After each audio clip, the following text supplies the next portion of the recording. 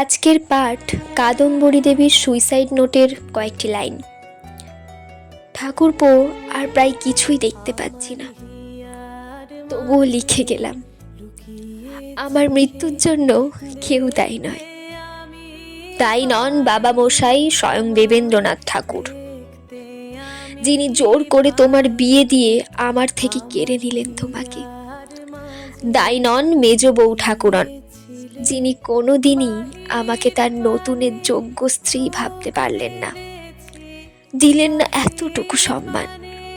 দায়ী নন আমার স্বামী জ্যোতিরিন্দ্রনাথ ঠাকুর, যার জোব্বার পকেটে আমি পেলাম এক বিখ্যাত নটির প্রেমপত্র। দায়ী নও তুমিও রবি, তোমার জীবনে শুরু হলো নতুন খেলা। নতুন কিছু জায়গা ছেড়ে দিতেই হবে পুরাতনকে। তুমিই তো লিখেছ, ঢাকো তবে ঢাকো মুখ, নিয়ে যাও দুঃখ সুখ।